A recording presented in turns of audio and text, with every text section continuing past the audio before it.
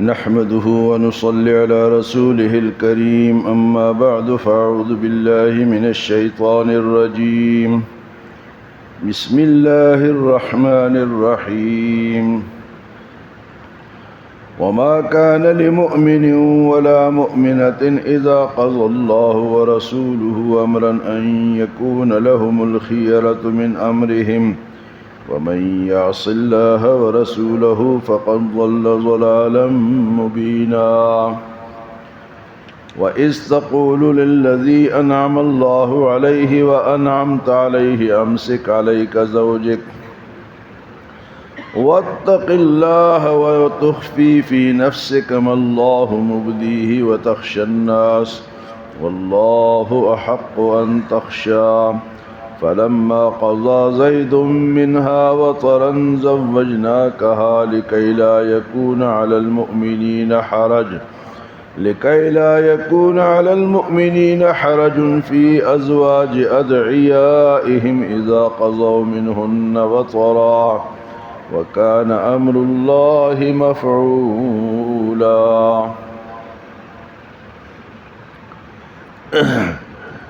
جو آیات تلاوت کی گئی ہیں ان میں ایک خاص واقعے کا ذکر ہے.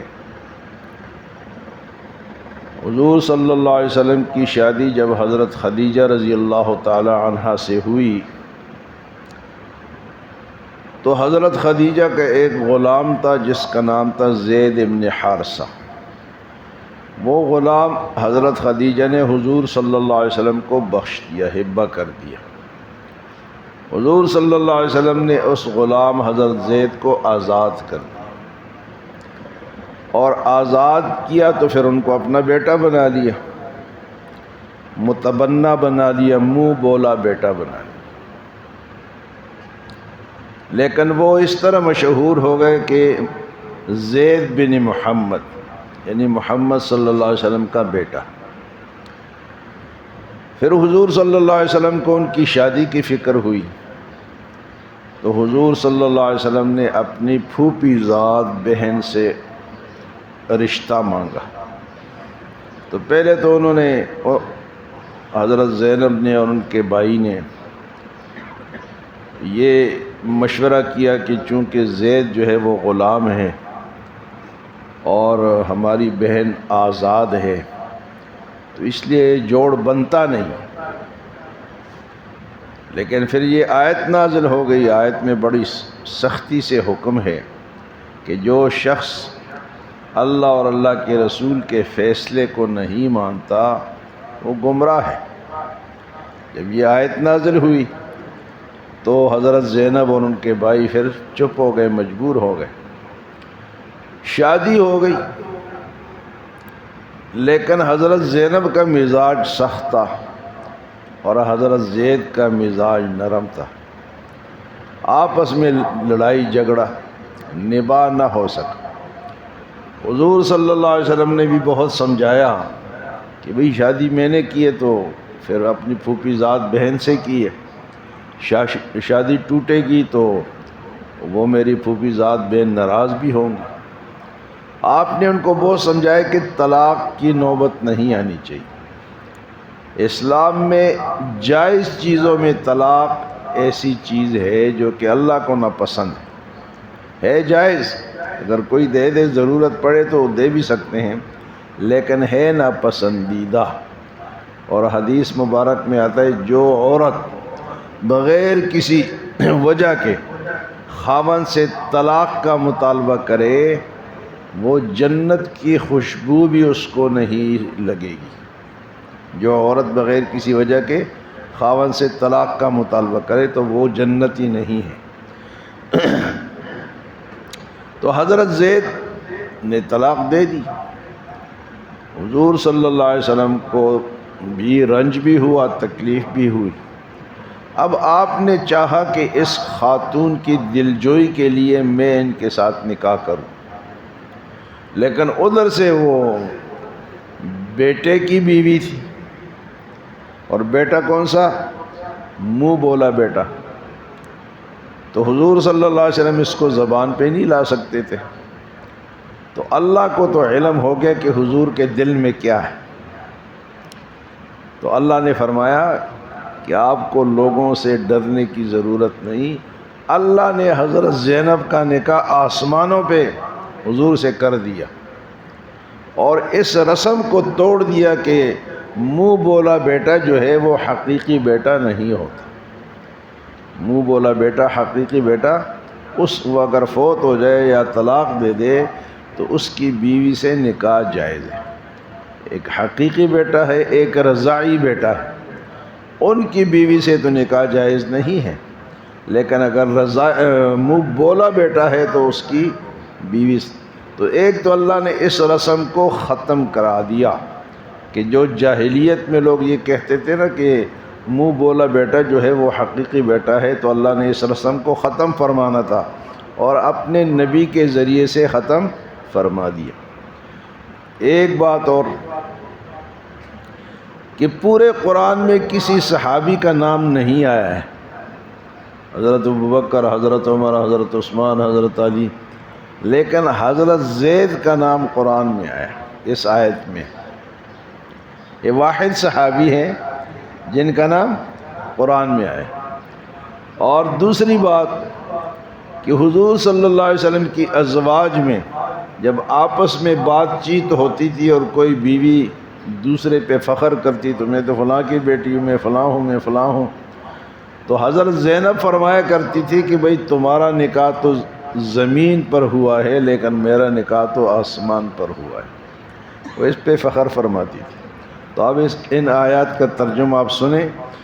فرمایا وَمَا كَانَ لِمُؤْمِنٍ وَلَا مُؤْمِنَةٍ، نہیں چاہیے کسی ایمان والے مرد کو اور نہ کسی ایمان والی عورت کو، ان کے لیے جائز نہیں، کیا جائز نہیں؟ اذا قضى اللہ ورسولہ امرا، جب اللہ اور اس کا رسول کسی بات کا حکم کر دے، ان یکون لہم الخیرۃ من امرہم، پھر ان کا اختیار اس حکم میں اپنا اختیار نہیں رہتا کہ انہوں نے فیصلہ کر دیا کہ شادی ہونی ہے، اب ان کا اختیار ختم ہو۔ تو آج بھی اسی طرح ہے کہ اللہ اور اللہ کے رسول کا فیصلہ ایک ہو اور ایمان والا کہے نہیں جی میں تو اس کو نہیں مانتا، تو فرمایا کہ یہ گمراہ ہو جائے۔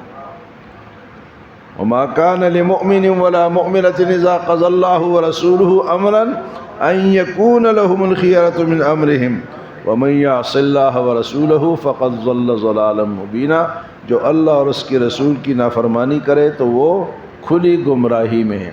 جب یہ آیت نازل ہوئی پھر حضرت زینب نے بھی مان لیا اور ان کے بھائی نے بھی مان لیے، کہیں ہمارا ایمان ہی ختم نہ ہو جائے۔ پہلے تو وہ نہیں مان رہے تھے کہ وہ غلام ہے، یہ آزاد ہے۔ تو اسی لیے شریعت نے یہ حکم دیا ہے کہ شادی اپنے کفو میں ہو، کفو کہتے ہیں خاندان کے برابر لوگوں میں، تاکہ ان کا مزاج ملتا جلتا ہو۔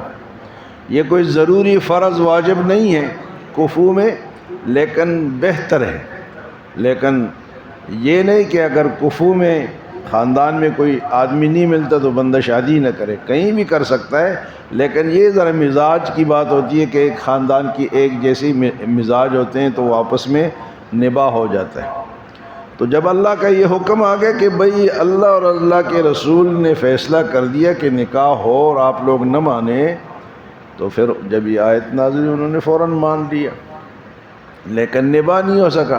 پھر اللہ پاک اس کا بھی ذکر فرماتے ہیں وَإِذْ تَقُولُ لِلَّذِي، اور جب آپ نے کہا اس شخص سے انعم اللہ علیہ، جس پر اللہ نے انعام کیا، حضرت زید پر، کہ اللہ نے ان کو پیدا کیا، ایمان نصیب کیا، وَأَنْعَمْتَ عَلَيْهِ، اور آپ نے بھی اس پہ احسان کیا، اللہ نے بھی کیا اور آپ نے بھی کیا۔ أَمْسِكْ عَلَيْكَ زَوْجِكَ، آپ نے فرمایا کہ اپنی بیوی کو اپنے پاس رکھو، چھوڑو نہ، وَاتَّقِ اللَّهَ، اور اللہ سے ڈرو، وَتُخْفِي فِي نَفْسِكَ، اور آپ اپنے دل میں خیال کیا کرتے تھے، یعنی طلاق کے بعد آپ کا یہ خیال تھا کہ اب ان سے میں نکاح کر لوں۔ فرمایا وَتُخْفِي فِي نَفْسِكَ، آپ اپنے دل میں ڈرتے تھے، مَا اللَّهُ مُبْدِيهِ، لیکن اللہ اس کو ظاہر فرمانا چاہتے تھے، وَتَخْشَى النَّاسَ، آپ لوگوں سے ڈرتے تھے، وَاللَّهُ أَحَقُّ أَن تَخْشَىٰ، لیکن زیادہ حق ہے کہ اللہ سے بندہ ڈرے، لوگوں سے شریعت کے معاملے میں کس سے ڈرے جی؟ اللہ سے ڈرے۔ لوگوں کہ لوگ کیا کہیں گے، لوگ بے شک جو مرضی کہیں، لیکن ہم نے شریعت پر چلنا ہے۔ فرمایا کہ فلما قضا زید منہا وطرا، جب حضرت زید نے، یہ حضرت زید کا نام یہاں پر، فلما قضا زید منہا وطرا، جب زید نے ان سے اپنی حاجت پوری کر لی، یعنی شادی کے بعد ہم بستری ہوتی ہے جو حاجت ہوتی ہے وہ پوری کر لی، زوجنا کہا، ہم نے آسمانوں پہ ان کا نکاح آپ سے پڑھوا دیا۔ تو حضرت زینب کا نکاح کس نے پڑھایا جی؟ اللہ نے۔ زوجنا کہا لکی لا یکون علی المؤمنین حرج فی ازواج ادعیائہم، تاکہ ایمان والوں پر ان کی منہ بولے بیٹے کے بیویوں سے شادی میں حرج نہ ہو۔ اللہ نے اس رسم کو توڑ دیا، ختم کر دیا۔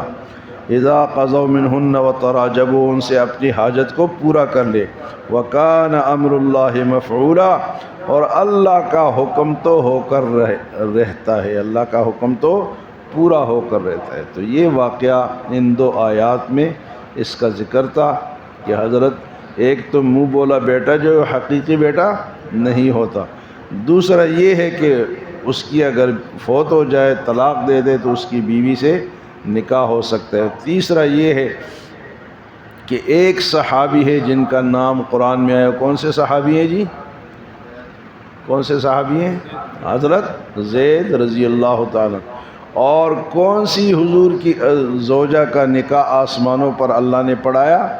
حضرت زینب بنت جحش رضی اللہ تعالی عنہ، جو آپ کی پھوپھی ذات بہن تھی۔ اللہ ہمیں عمل اور سمجھ کی توفیق عطا فرمائے۔